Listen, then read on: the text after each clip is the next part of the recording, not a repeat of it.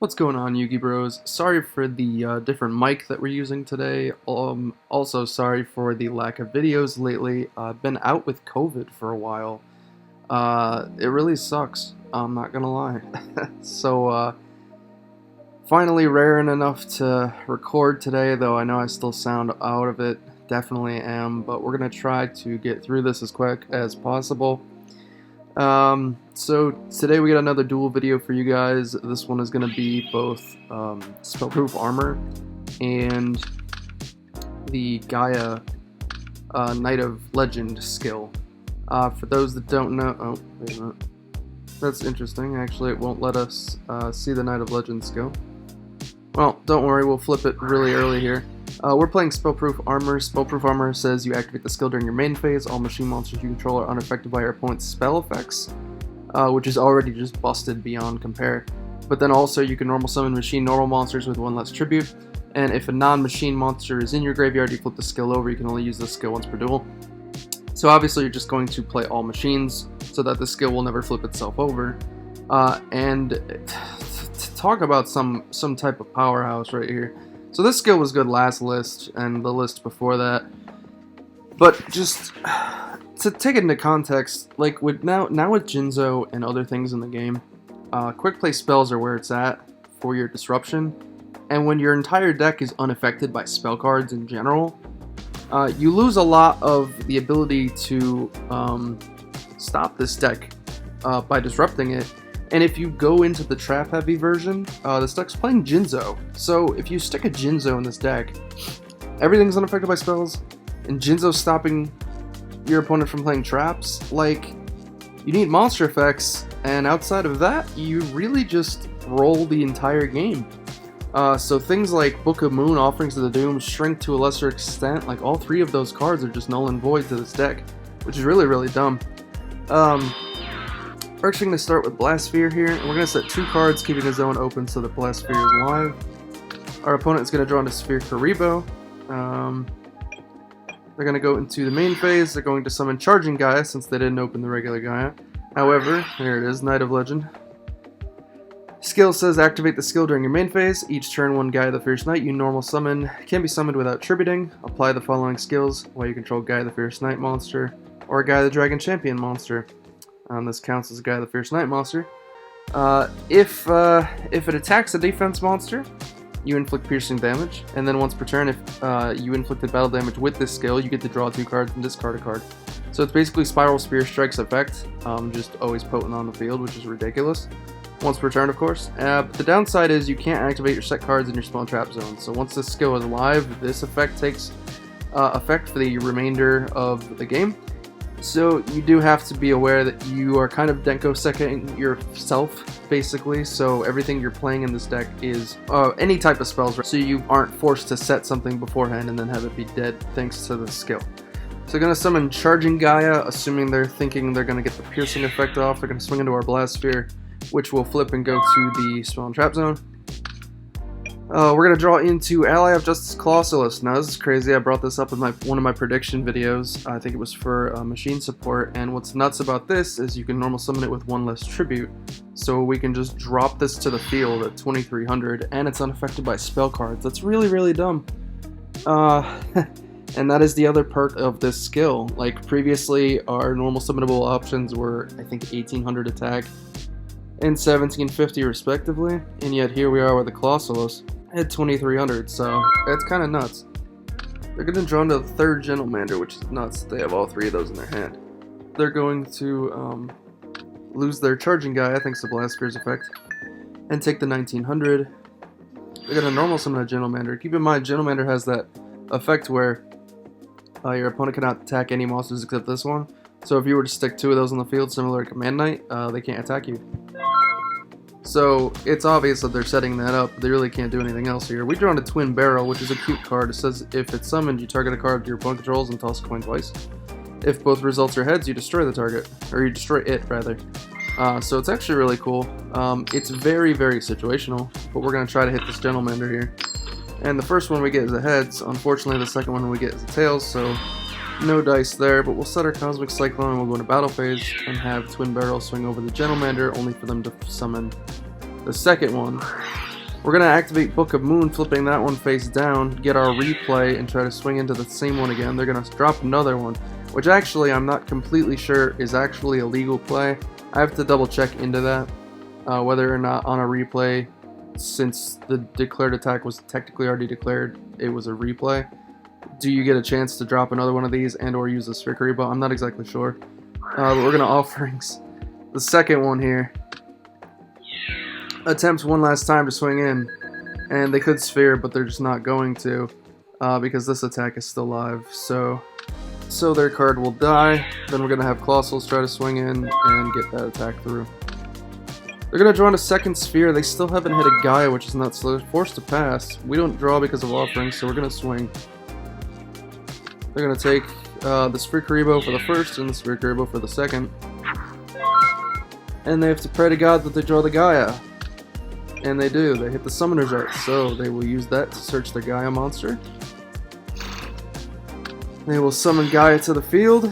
Keep in mind it has that piercing effect if this attack goes through, and our Cosmic Cyclone's not going to do anything. So we take 1100, and they get to draw 2 and discard a card. They're going to discard Shrink because they can't affect our monsters with spells.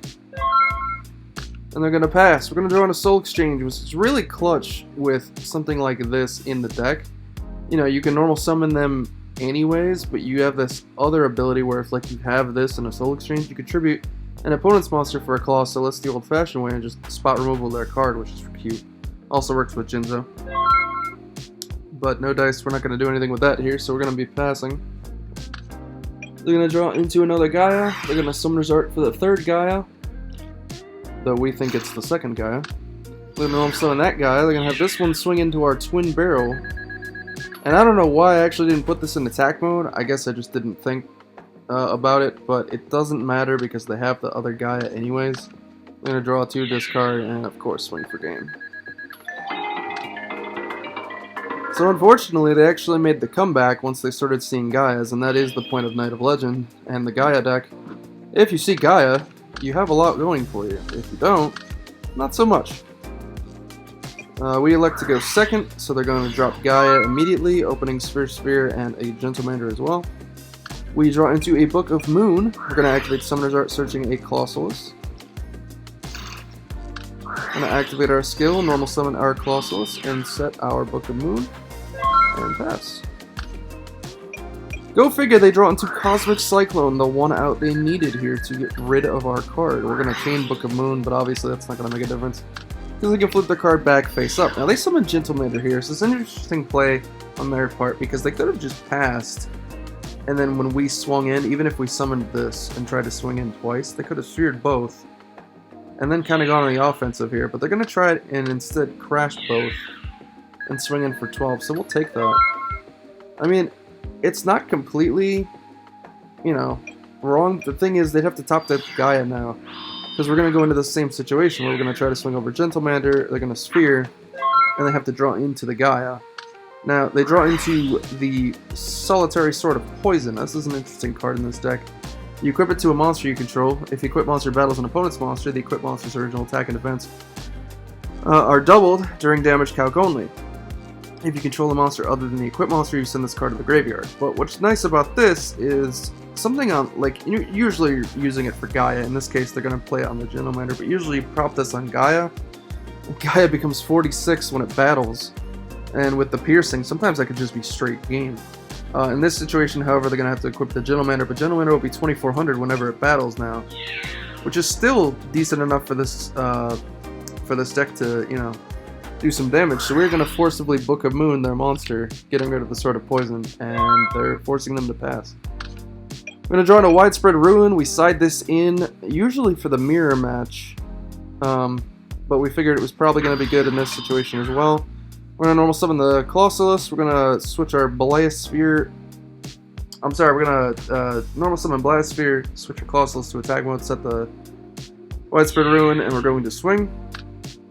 And we're going to kill that. And they're going to Sphere the Colossalus, banking on the top deck of the Gaia, which, not exactly the right Gaia, but they do hit charging. However, as we've noticed, it doesn't matter what they draw, because we have the Widespread Ruin. So obviously the game goes to us. We're just going to add insult to injury here, just in case. Get our third Colossalus, normal summon it, go into battle phase, and swing with everything. I'd argue both these decks have similar concepts, but Machines just, right now, it's so insane. If your opponent wants to make any headway, they have to side out all their spell cards, and then you're at such an advantage off of that. And unless you're playing a load of traps, and I'm not drawing Jinzo, like, this deck just has a really good amount of firepower for it. I actually want to mess with Spellproof Armor in XYZs, which I know sounds insane, because why would you cut Union combination with how potent that skill is, but like, having your XYZs just be straight on affected by spells. I know there's the idea of just playing Rare Metal Morph instead. I don't know. I'm thinking around. I might mess with that more. They hit our Blast Sphere. To start off the duel, we have a Book of Moon. We draw into Summoner's Art, so we will gladly use that. Getting a Colossalus, setting up some defense/offense. Setting a Shrink and passing. Standby, they don't hit the Cosmics, so they're going to take 19 to the face. They're going to Summoner's Art another Gaia. They're going to then normal summon said Gaia, equipping it with the Sword of Poison. And attempt to swing over our boy, only to get Shrunk. Now here's the interesting thing with Shrink. Shrink targets a face-up monster on the field, its original attack becomes halved. This doubles original attack. So Gaia's original attack gets halved, goes to 1150, and then gets doubled by Poison, goes to 23, and kamikazes with our monster. We could have Book of Moon to this, flipping it face down and getting rid of the poison, but my logic was this deck is full of cards like this to stop the attacks. If we had flipped this face down, yeah, sure, we get rid of the Sword of Poison. However, then we're locked on this having to get over their Gaia. If they have any of these whatsoever, we just don't.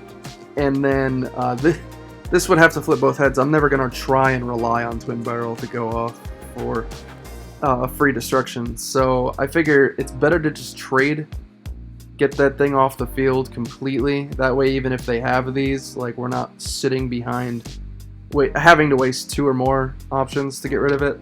Let's just get rid of it once and for all, and we'll see where we go from there. We draw into Colossalus, which is a nice help, so we don't have to burn the barrel just in case. They're gonna Sphere here, and they're gonna act draw into Summoner's Art. Use it to search the third Gaia. I believe the third Gaia. Yep. And they're going to summon the Gaia. I'm sorry, guys, if I'm a little winded. They're going to have Gaia swing over. We're going to Book of Moon that. Now, that way we didn't have to, like I said, we didn't have to burn 2 spells with 1 card. Because especially there, like, you know, if we had booked it the last time but then couldn't out it because they had the Sphere of that, they'd have 2 Gaias on the field to our 1 Shrink, which, you know, wouldn't have done enough by itself, so... now we're going to summon Twin Barrel. We're going to try and attempt its effect. Dude, I swear, every time you get the first heads, it really, really throws you into this false sense of, oh my god, we might get there, but we never did. We're going to set Book of Moon. We're going to switch Colossalus to attack mode. We're going to have Colossalus swing over. They're going to Gentle Mander that. So we'll force to swing into Gentle, and we're going to have to pass, because Twin Barrel's not strong enough. They draw into Cosmic Cyclone. That's real clutch, man. That is real clutch. We're going to normal summon Gaia, flip another Gaia, have this guy swing over our Twin Barrel for 600. Keep in mind they only get the draw effect if the monster does piercing, so they won't get that effect, but they'll have their other Gaia swing direct into our Colossalus, and now they are 1 card up on us. We draw into Widespread Ruin, however, so we'll set that and pass. They don't draw into Cosmic Cyclone, so we still have a chance. I swear, Cosmic's the most clutch thing that deck can draw. So we'll widespread the Gaia. They're going to pass to us. We have a Book of Moon. They draw into Gentlemander. They'll summon that and swing. We'll take that. We don't want to waste Book of Moon on that just yet. We draw into Colossalus. We will summon it. We will swing over Gentlemander for what would be exactly 11 per game. They'll Sphere that. We're going to draw into Cosmic. Now, what's interesting is they set it and switch Gentlemander to defense mode. I'm not really sure why they set it, because now they can't use it for the remainder of the game. But unless they were long conning just the bluff and thought maybe we'd forget. We do draw Jinzo, which if we think this is a trap, I mean, hopefully we're aware that they can't use it because of the skill. But I don't know. I don't really know what the thought process there was. We're not even going to drop the Jinzo because we don't there's the idea of dropping an extra 100 attack points against the Gaia deck is really strong. However, we see that all 3 Gaias are in their grave already. The Swift Gaia, the Charging Gaia is also in the grave. They could drive a Swift Gaia.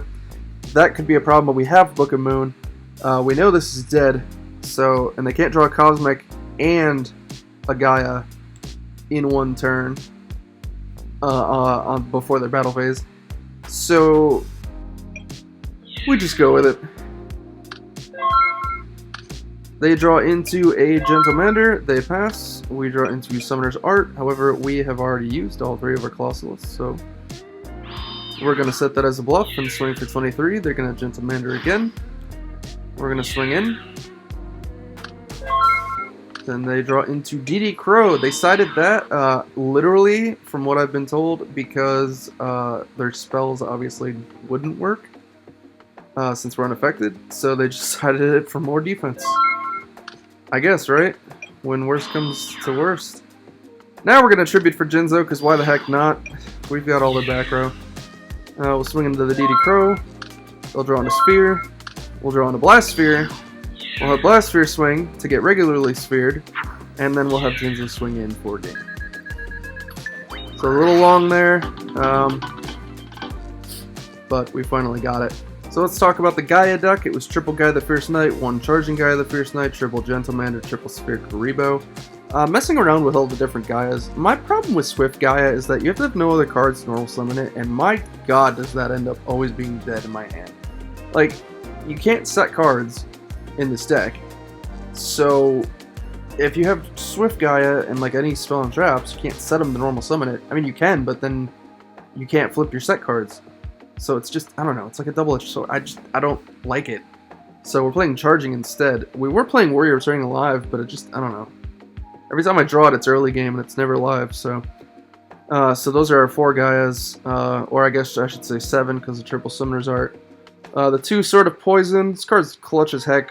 I don't know if I'd play 3, but between this, and this, this and this can just be game out of nowhere. If your opponent's not ready for it. Double Book, double Shrink, 1 Order to Charge. I like this better than Offerings just because I don't skip my draw phase, which is kind of crucial in this deck. I understand, like, you get the draw through the Pierce, so that's an option. But, I don't know. Targeting, non-targeting, destroying any monster opponent controls, face up or face down. It's really, really clutch, in my opinion. But we do side the 3rd book, the 1 Offerings. We side the DD Crow because this deck is just hand traps and spells, and this can be relevant in the right matchup. 1 Night Beam and 2 Cosmic. Instead of just 3 Cosmic, I do like this. A lot of people don't see it coming. And this deck is obviously predicated on not setting its cards, so having more spell options is always nice to have. But let's talk Spellproof Armor. We're playing triple Ally of Justice Colossalus, or I guess you could say 5, because we have the 2 Summoner's Arts as well.